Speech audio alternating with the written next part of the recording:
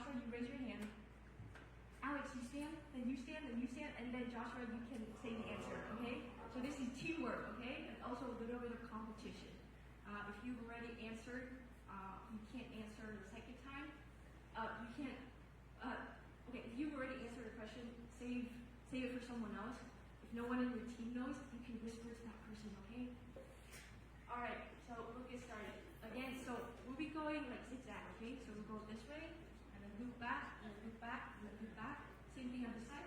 Go this way, and then loop back, loop back, loop back.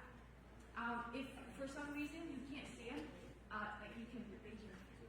Like raise your hand. Yeah, raise your hand. Do it like that. Alright, you guys ready?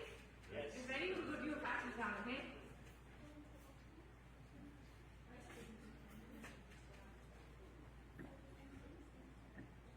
Yeah. So you read the questions.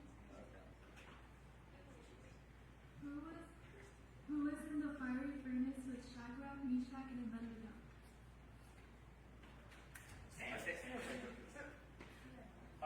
Angel of the Lord.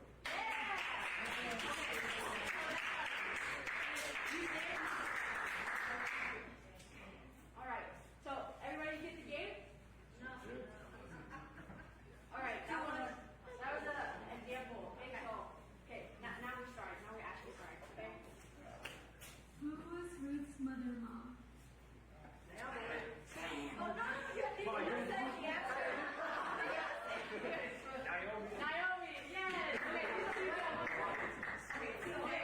Okay. So how does zigzag go? Go left, go right. Okay, sorry. You mean the people, we cannot answer it? You cannot answer it. So let's say because you're sitting in the back, you have to wait for your team to like all stand and turn until it's your turn, and then you can say the answer. Yeah. All right. Next question. That's how you know she reads. Who was in the whale's belly for 3 days? That's me. Jonah. Jonah. Okay. Good job. Just stand. Okay, let's just stand All up. right. Third question. Who asked God for wisdom? Okay, this team got it. Solomon, yes. Okay, 1 to 2. Remember, you already answered. You gotta let somebody else answer. Okay. What was the angel's name who spoke to Mary? Yeah. Okay. 2 to 2. Who was Joseph's younger brother? Joseph's younger brother. Benjamin. This team got it. You guys gotta pick. You guys gotta look behind you to see your team. Okay. Okay. 3 to 2.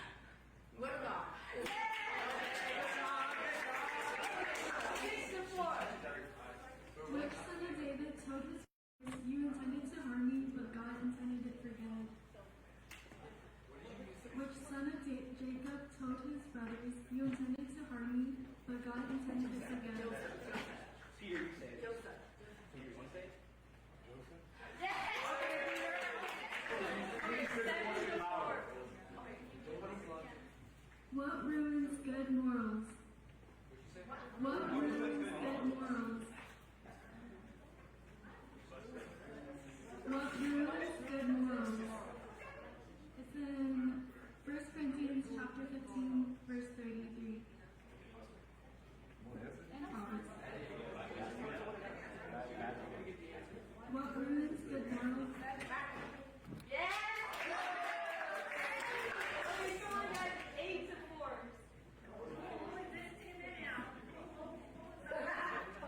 What are the fruit of the Spirit?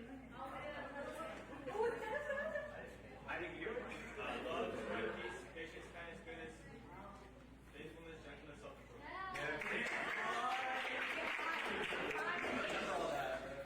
What does the thief come to do? What does the thief come to do? Next person, you guys all answer it.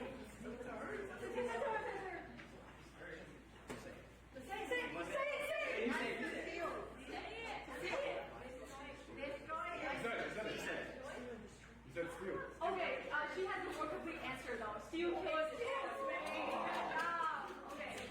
6 to 8. Okay, now we're gonna fill in the blank.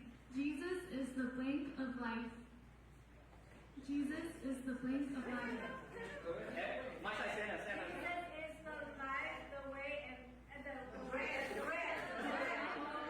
You already answered, Louise. You already answered. You already answered.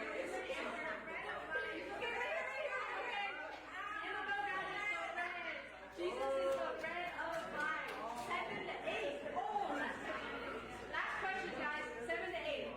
According to Jesus, what is the first and greatest commandment?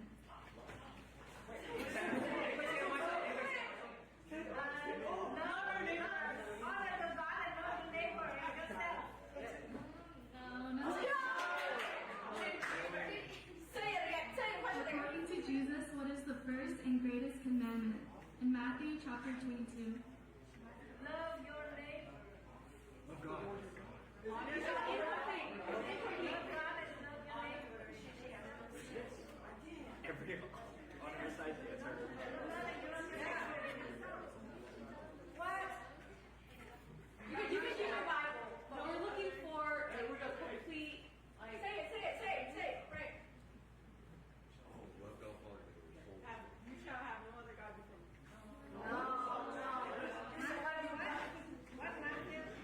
According to Jesus, what is the first and greatest With all your commandment? heart and with all your soul and with all your mind.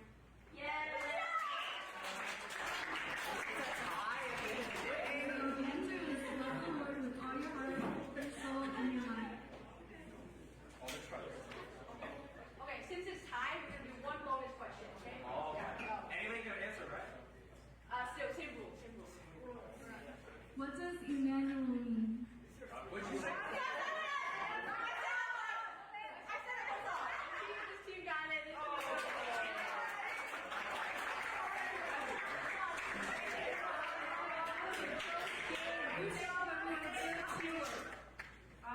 All right.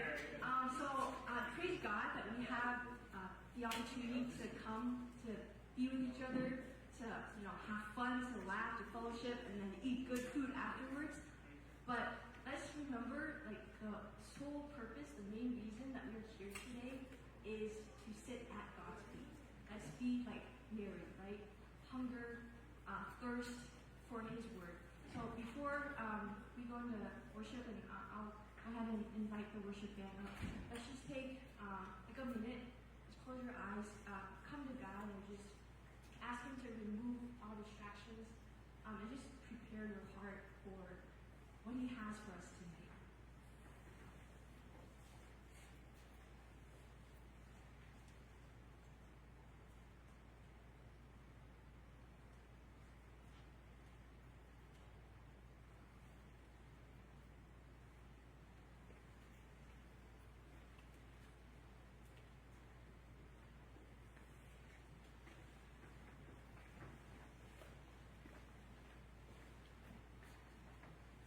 Dearly Father, thank you so much for your goodness, Lord. You say that where two or more are gathered, that you are here in our midst. Lord, just welcome you right now, Lord. Please fill this place with your presence. Lord, please prepare our hearts. Lord, through just this worship, Lord, I ask that you would, by your grace, usher us into your presence, Lord. We're here to receive from you, Lord. We're here to have fellowship with you, to grow in our knowledge and understanding of you. Lord, please touch us deeply tonight, Lord. Transform us. Lord, let the words that are spoken tonight not fall on deaf ears, but let them be like seed that falls on good soil that produces 100-fold. Lord, I ask that you transform each and every one of us tonight. In Jesus' name. Amen.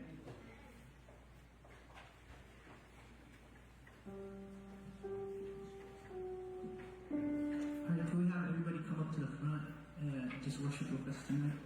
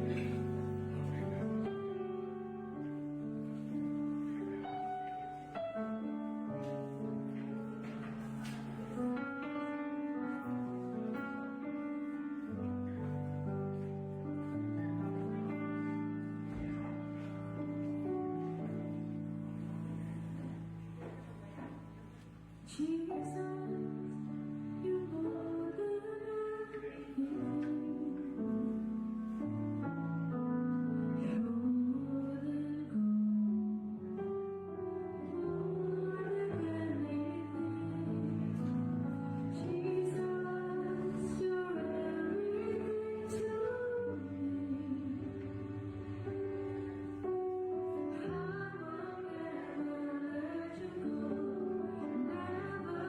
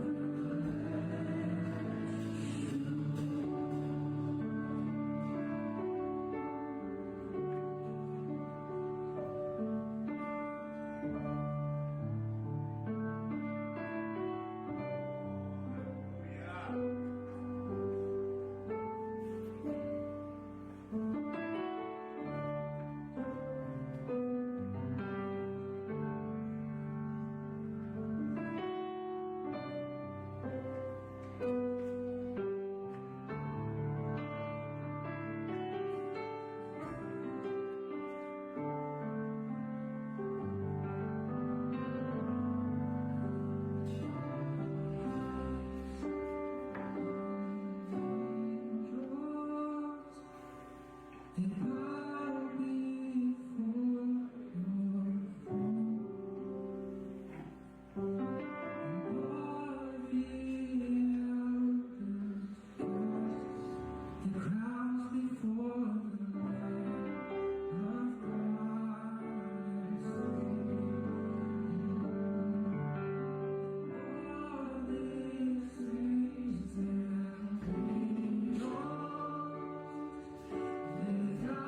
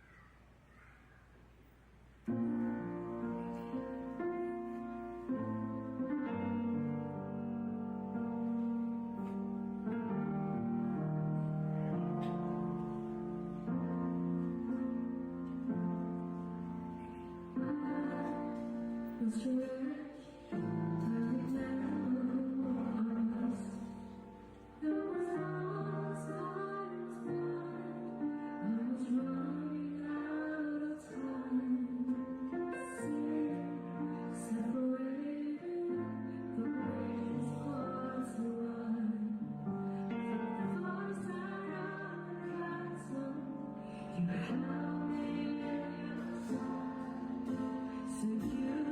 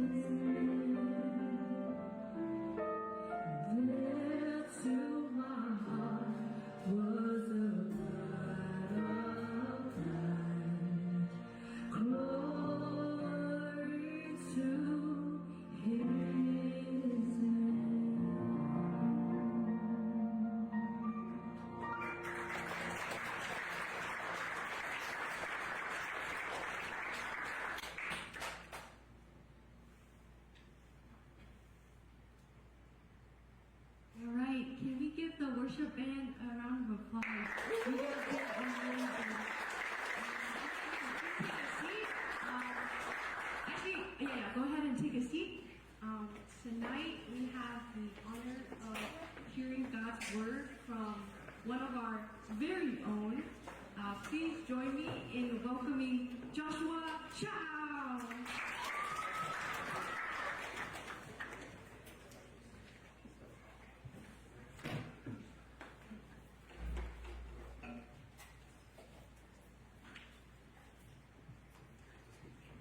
Amen. Can we give the Lord a shout of praise? God is good. All the time. Amen. If you may open up your Bibles to Psalm chapter 41, verses 9 to 20. Psalm chapter 31, verses 9 to 20. You guys don't have your Bibles? Be fine. Psalm chapter 31, verses 9 to 20.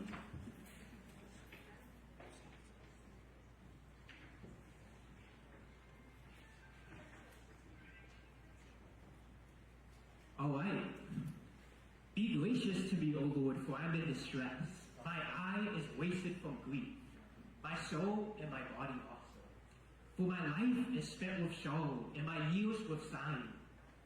My strength fails because of my iniquity, and my bones waste away. Because of all my adversaries, I become a reproach, especially to my neighbors, and an object of dread to my acquaintances. Those who see me in the street flee from me. I've been forgotten like one who is dead.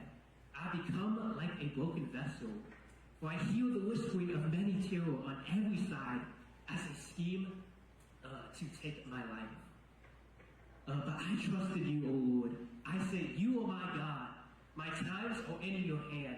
Rescue me from the hands of my enemies and from my persecutors. Make your face shine on your servant. Save me in your steadfast love, O Lord. Let me not be put to shame, for I call upon you. Let the wicked be put to shame. Let them go silently to show. Let their lying lips be mute, which speak insolently against the righteous, and pride in contempt. And how abundant is your goodness, which you have stored for those who fear you, and worked for those who take refuge in you. In the sight of children of mankind, in the cover of your presence, you hide them from the plots of men. You store them in your shelter from the strife of tongues. This is the word of God. In today's topic, we'll be going over the goodness of God. And in the context of this passage, when David was writing his psalm, he was fleeing from Saul and Caleb.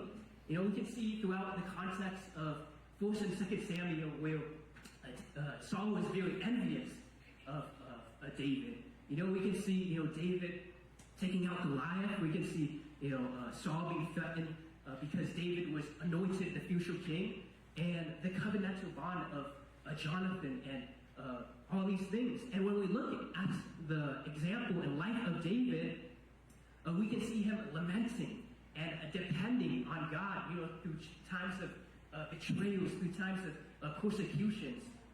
So before we get started, I'll preview my main points. So my first point is depend on God in times of hardships, in times of trials, in times of difficulties. And my second point is the division of gossip, the division of slander, and all those things. And my third point is God's goodness is for those who fear him and take refuge in him. Amen? Amen. If you may bow your heads and close your eyes. Heavenly Father, God, thank you for this day. Thank you for your grace. Thank you for sending your Son, Jesus Christ, to take on not just our past sins, but also our future sins. God, Holy Spirit, in the name of Jesus Christ, I pray that you convict us with your word. Bring a sword into our souls, God, and help us to rely and depend on you through times of difficulties, through times of trials, and times of hardships, and not depend on these worldly things, God. But I pray that this sermon will bless everybody and help them apply it to their lives. In Jesus' name I pray, amen. Praise the Lord. All right. In times of hardships and trials, we often might pursue things that are fleeting and temporary in this world. We might put a wolf in people. We might put a wolf in our performance. We might put our worth in our status and try to fill that empty space in our home. And all of these things might feel good in the moment, but has it ever satisfied you? Has it truly brought you that peace? In verses 10, David mentions why there was suffering and hardship in his life. He says, "For my life is spent with sorrow, my years with sighing. My strength fails because of my iniquity, and my bones waste away." The reason why we have conflict, the reason why we have suffering, and all these things in our life is because of sin. Sin is the root of it. Sin is the cause of all this pain throughout our life. Famous theologian Matthew Henry says, he owns that he had deserved it, and freely confesses his iniquity to have been the purporting cause of all his trouble. In the sense, sin touched him to the quick and wasted him more than all his calamities. When is the time sin has fulfilled you? When is the time that sin has brought you joy, has brought you peace? All it brings is momentary pleasure. You know, remember the times when you're going out, you know, you're evangelizing and you're teaching to other people. When the shame and guilt and condemnation from the enemy, you know, attacking you, you know, that's what sin does. It blocks our blessings and makes us not use our gift for the Lord. All it starts as a seed, right? You know, the enemy likes to plant that seed in our thought, you know, in our mind when we're vulnerable to sin. You know, all he wants is when we're with bad company. You know, maybe we're scrolling, you know, on the internet, maybe on Instagram or something, and then one glance to a second glance, and then to a habit. And that's what sin does. Galatians 6:8 says, "For the one who sows to his own flesh will sow and reap corruption, but the one who sows to his spirit will reap eternal life." Over the past 6 months, I've been reading this book by Live No Lies by John Mark Coble, and he mentions the importance of sin, you know, how sin affects our daily actions. He gave a famous quote saying, "Sow a thought, reap an action, sow another action, reap another action, sow a character, reap a destiny." And that's what happens when we're not on guard with sin. The enemy plants that thought, and then it produces a character. Looking at David's life, we should confess our sin. You know, we should acknowledge our sin and realize it is the suffering and cause of our pain. Sin will never bring us peace. Sin will never bring us joy. Whether it's through relationships, whether it's through people will let you down, whether it's through status, through finances, school, popularity, following. It's a constant cycle. You know, you have to want more and more and more. You have to please people. You know, you have to want that sin. That one sin won't feel enough, and then you have a habit, and you just build a character. It will never be enough. So, brothers and sisters, when you're suffering with hardships, with sin, don't run to sin first. Run to God. Depend on Him. Rely on Him. Rest in Him. The psalmist says that He will be gracious to you. He will show you His steadfast love. He will shelter you, and He will avoid putting you to shame. Another verse that I love, what Jesus says, is Matthew 11:28-29. "Come to me, all who are labor and heavy laden, and I will give you rest. Take up my yoke upon you, and learn from me, for I am gentle and lowly in heart, and you will find rest in your souls. For my yoke is easy, and my burden is light." Amen? Praise the Lord. Okay, so my second point is the division of gossip. Have you ever had a moment, you know, in your life, you know, somebody who, a person that you deeply respected, that you trusted, you know, maybe an acquaintance, somebody in your life that you knew personally, you know, thought that they were, you know, a great person. And I remember in my younger days of school, you know, I knew a guy personally, but back then, you know, I would talk to him a little bit, you know, have some small talk, you know, sit with him in class. And one day, you know, I saw him, you know, gossiping behind my back. And in that moment, that kind of change perspective, of him for me. And that's what gossiping does. That's what gossiping does. It divides friendships.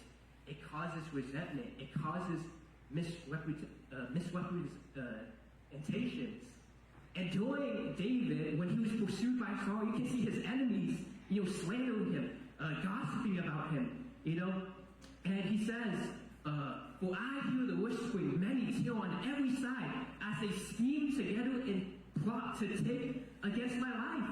Gossip is one of the most dangerous sins listed in the Bible. According to a source that I found, gossip, the concept of gossiping, is mentioned over 120 times in the Bible. In the context of the church, we often might say, adultery.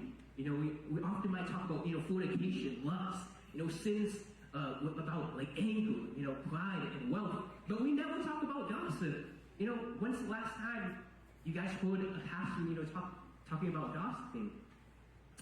So here are some verses that I found about gossiping.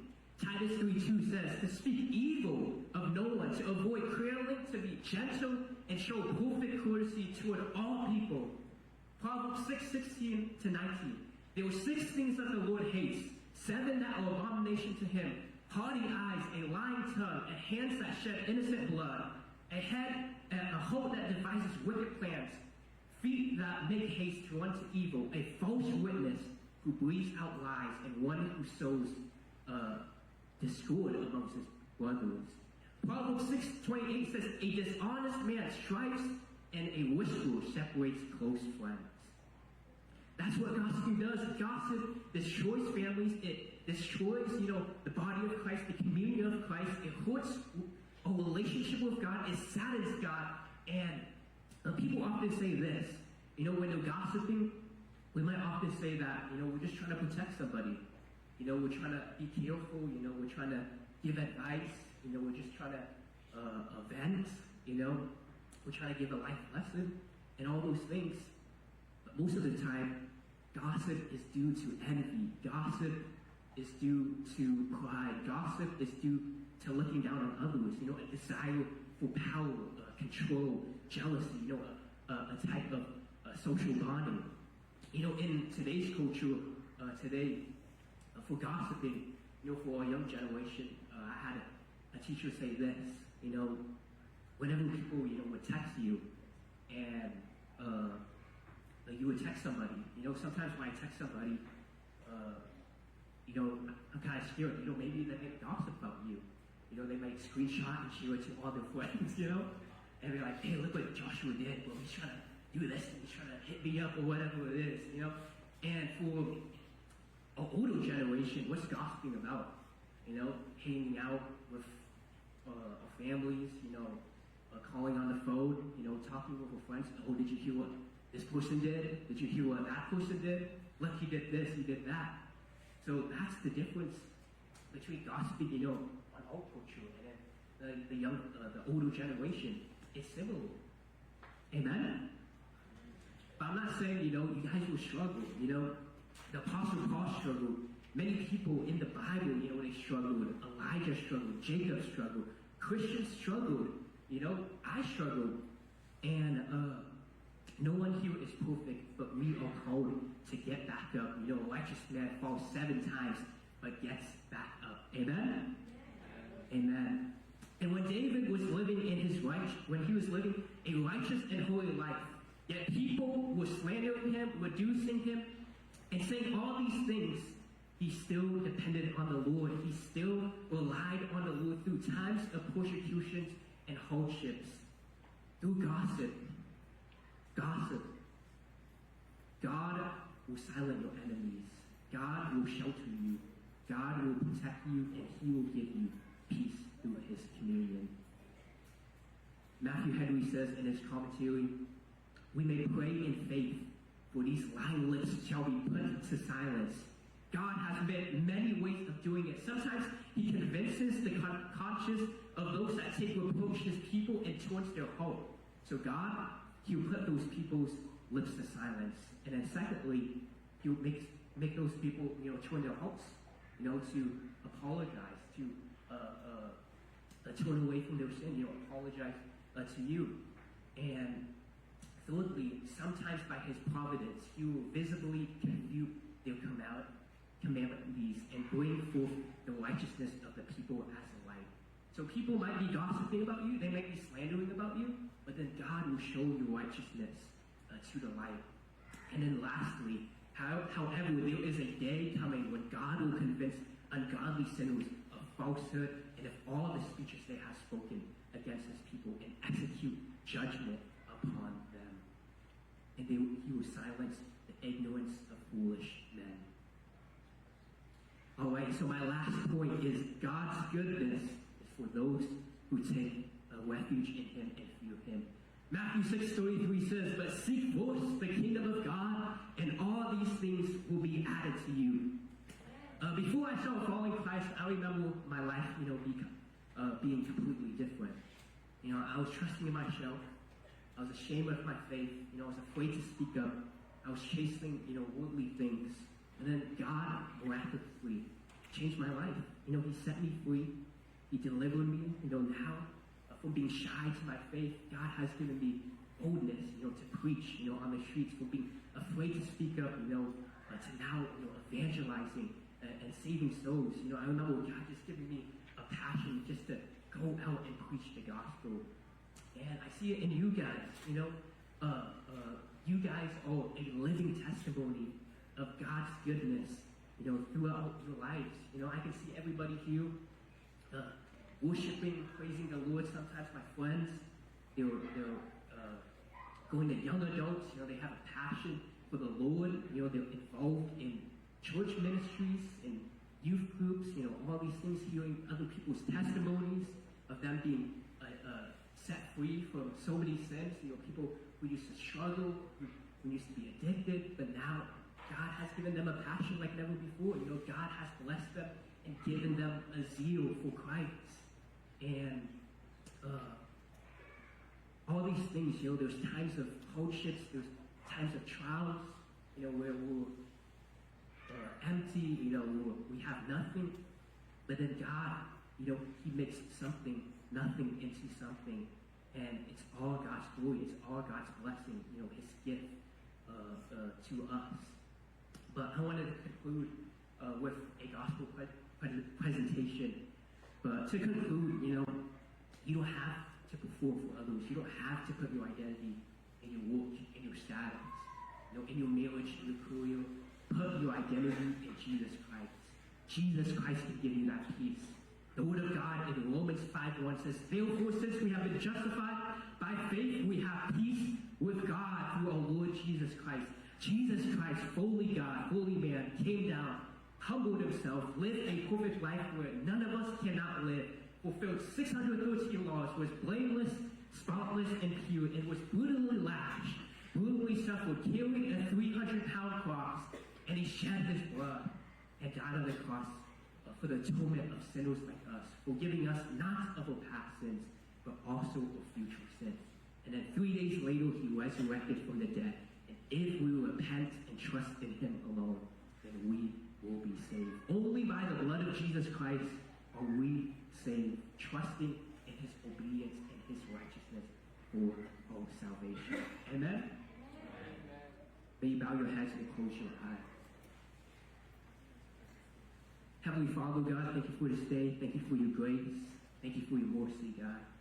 Thank you for everything that you just taught us in this lesson today, God. I pray, God, that you just convict us of any sin in our life, God. Help us to die to the flesh. Help us to resist the flesh, resist temptations, bad company, and things, triggers that might be causing us to stumble in different ways, God. But I just pray, I just ask you, with the power of your Holy Spirit, to help us, to deliver us, and set us free. And I pray that you just bless this day. In Jesus' name I pray. Amen. Praise the Lord.